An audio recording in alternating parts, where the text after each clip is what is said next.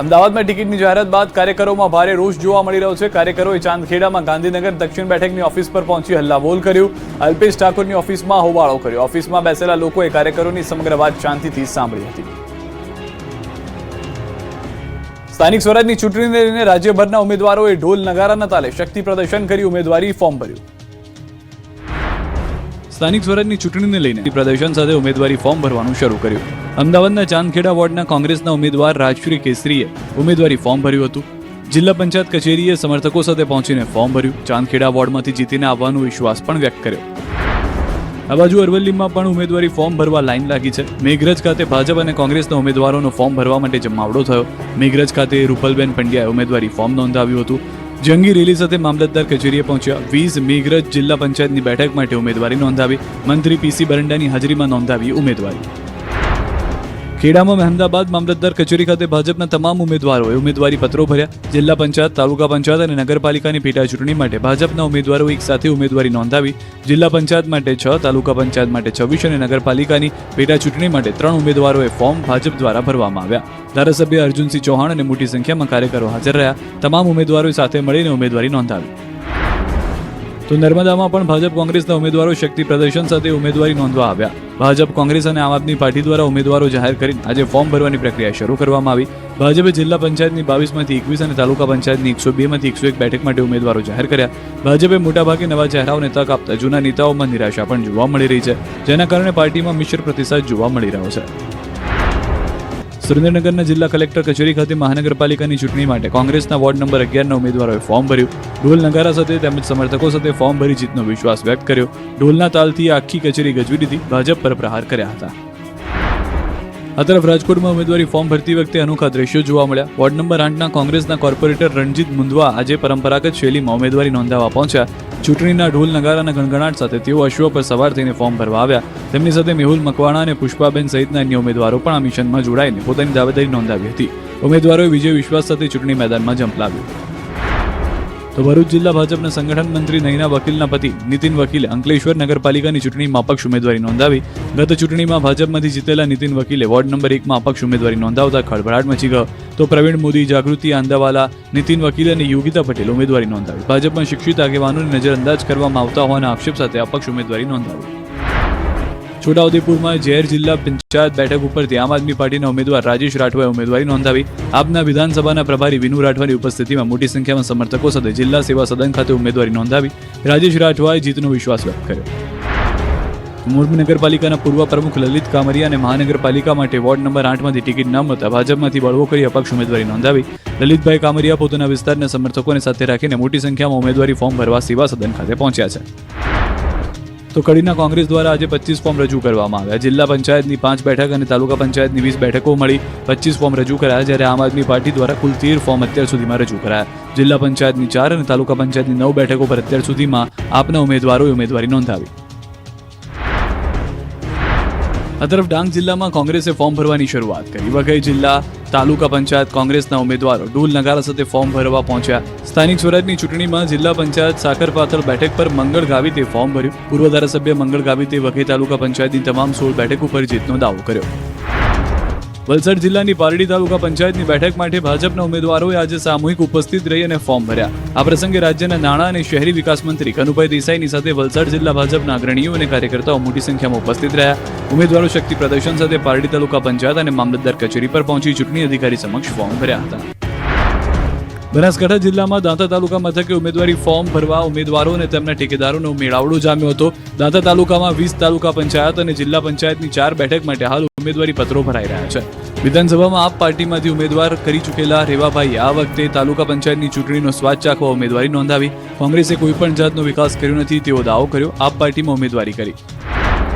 નવસારીના વાંસદા તાલુકા પંચાયત માટે કોંગ્રેસે ઉમેદવારી પત્રો ભર્યા। ધારાસભ્ય આનંદ પટેલની આગેવાનીમાં વિશાળ રેલી યોજી ઉમેદવારી પત્રો ભર્યા। વાંસદા તાલુકા પંચાયતની 28 અને વાંસદા આવતી જિલ્લા પંચાયતની 7 બેઠકો માટે ઉમેદવારી પત્રો ભર્યા। ધારાસભ્ય આનંદ પટેલે તાલુકા પંચાયતમાં જીતનો દાવો કર્યો। તો જૂનાગઢ જિલ્લા પંચાયતની શિક્ષણ સમિતિના પૂર્વ ચેરમેન સાકરબેનના પતિ અર્જણ દીવરાણીયાએ આપમાંથી ભર્યું છે ફોર્મ, સાથે જ ભાજપના સંગઠન સામે કર્યા છે સવાલો। ખેડા જિલ્લા પંચાયતમાં કોંગ્રેસ દ્વારા ઉમેદવારી પત્રક નોંધવામાં આવ્યું. માતર મામલતદાર કચેરી ખાતે ઉમેદવારી નોંધવામાં આવી. સિંજીવાડા સીટ પર કોંગ્રેસના ઉમેદવારે ઉમેદવારી પત્રક ભર્યું. કોંગ્રેસ દ્વારા કલ્પેશ પરમારની ટિકિટ આપવામાં આવતા કલ્પેશ પરમારે ફોર્મ ભર્યું.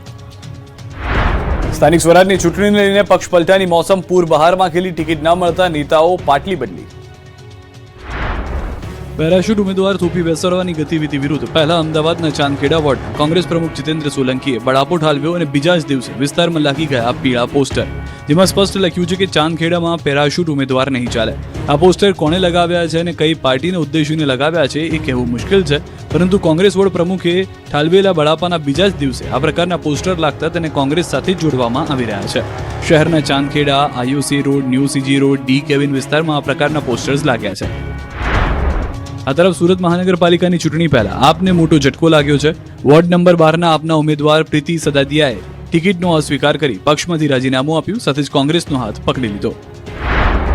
અરવલ્લીના મેઘરજમાં કોંગ્રેસના ગઢમાં ગાબડું પડ્યું. 50 થી વધુ કાર્યકર્તાઓ ભાજપમાં જોડાયા.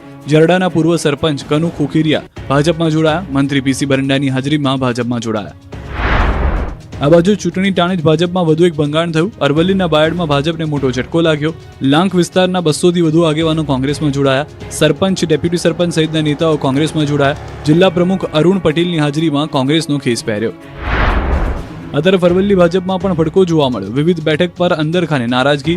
દધાલિયા તાલુકા પંચાયત બેઠક પર ભાજપના ઉમેદવારને લઈને રોષ ફાટી નીકળ્યો. આયાતી ઉમેદવારોને ટિકિટ અપાતા સૂત્રોચ્ચાર. મોડાસા કમલમ કાર્યાલય ખાતે દધાલિયાના આગેવાનો પહોંચ્યા હતા. સ્થાનિક વ્યક્તિને ટિકિટ આપવાની કરી માંગ. રાજકોટમાં ધોરાજીનું રાજકારણ ગરમાયું. કોંગ્રેસમાં જોડાયેલા પાટણવાવના સરપંચ કલાકોમાં જ ભાજપમાં ઘર વાપસી કરી. સરપંચ કાનભાઈ સાવલિયા ગણતરીની કલાકો સુધી કોંગ્રેસમાં ડોક્યું કરી ફરીથી ભાજપમાં જોડાયા.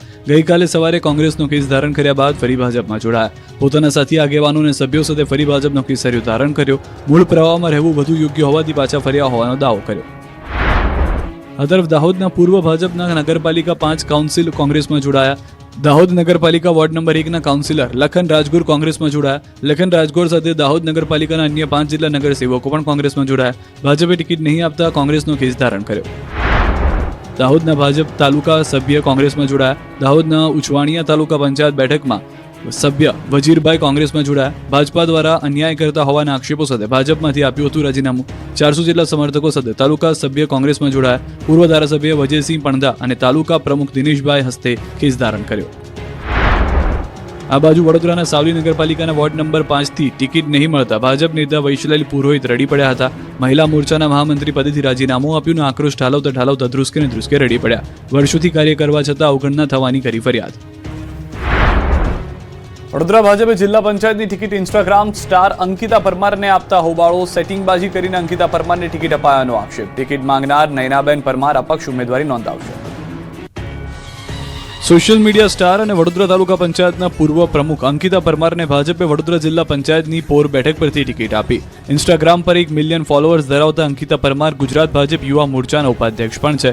અગાઉ જ્યારે તેઓને વડોદરા તાલુકા પંચાયતના પ્રમુખ બનાવાયા હતા ત્યારે તેઓ ખૂબ ચર્ચામાં આવ્યા હતા. સોશિયલ મીડિયા પર પોતાની અવનવી રીલ્સ માટે તેઓ લોકપ્રિય છે. જો કે અંકિતા પરમારને ટિકિટ આપતા ભાજપના જ નયનાબેન પરમાર નારાજ થયા છે. નયનાબેને અપક્ષમાંથી ઉમેદવારી નોંધાવવાની જાહેરાત કરી દીધી.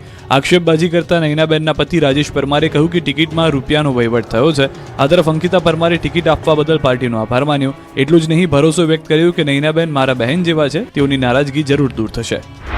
નયનાબેન પણ ભારતીય જનતા પાર્ટીના સનિષ્ઠ કાર્યકર્તા છે અને મારે એમના સાથે એવું કંઈ છે નથી. એ પણ મારા બહેન સમાન જ છે અને મારે પણ એમની સાથે ચાલીને જ કામ કરવાનું છે અને અમારા એવા પ્રયત્નો છે કે નયનાબેનને સમજાવી દઈએ અને સમજી જશે એટલી મને ખાતરી છે અને અમારી સાથે મળીને જ ઉમેદવારે પાર્ટીમાં કામ કરવાનું છે. ફોર્મ ભરવાને ગણતરીના કલાકો બાકી છે ત્યારે ભાજપે ઉમેદવારોની યાદી જાહેર કરી. ત્યારે જાણો કોનું પત્તું કપાયું અને કોને મળી તક. શનિવારે સ્થાનિક સ્વરાજ્યની ચૂંટણીના ફોર્મ ભરવાની છેલ્લી તારીખ છે. ત્યારે છેલ્લી ઘડીએ મહાનગરપાલિકા અને નગરપાલિકાના ઉમેદવારોની યાદી ભાજપ અને કોંગ્રેસે જાહેર કરી. કોંગ્રેસમાં વિખવાદ ન થાય તે માટે ફોનથી ઉમેદવારોને જાણ કરી દેવામાં આવી, તો ભાજપમાં પણ આંતરિક ખેંચતાણના કારણે યાદી જાહેર કરવામાં પરસેવો છૂટી ગયો.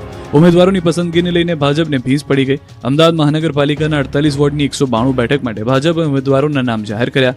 ભાજપે આ યાદીમાં નવા ચહેરાઓ અને અનુભવી નેતાઓ વચ્ચે સંતુલન જાળવવાનો પ્રયાસ કર્યો. અમદાવાદના બોડકદેવ વોર્ડમાં ભાજપ તરફથી ઉમેદવારોને ફોન થકી તૈયાર કરવા અપાઈ સૂચના. દેવાંગ દાણી, ધરમસિંહ દેસાઈ, ભાવના પટેલ, પારુલબેન મકવાણાને ફોન આવ્યો. દેવાંગ દાણીને ફરી એકવાર ટિકિટ મળતા ખુશી જોવા મળી હતી. અમદાવાદના બોડકદેવ વોર્ડમાં કોઈ કામ ન થતા લોકોએ પ્રચાર કરવા આવેલા ભાજપના નેતાઓને ભગાડ્યા, ઢોલ નગારા બંધ કરાવ્યા. સ્થાનિક સ્વરાજની ચૂંટણી આવતા હવે લોકોને મત માંગવા આવતા નેતાઓ પાસે કામનો હિસાબ માંગવાનો શરૂ કર્યો છે. જે વિસ્તારમાં કામ નથી થયા તે જગ્યાઓ પર પ્રચાર કરવા જતા ભાજપના નેતાઓને લીલા મોઢે પરત ફરવું પડી રહ્યું છે. ત્યારે અમદાવાદના પોશ ગણાતા બોડકદેવ વિસ્તારમાં ભાજપના કાર્યકર્તાઓને જનતાના રોષનો સામનો કરવો પડ્યો. સ્થાનિક પ્રશ્નો ઉકેલાયા ન હોવાથી રોષે ભરાયેલા લોકોએ ભાજપનો પ્રચાર અટકાવી દીધો.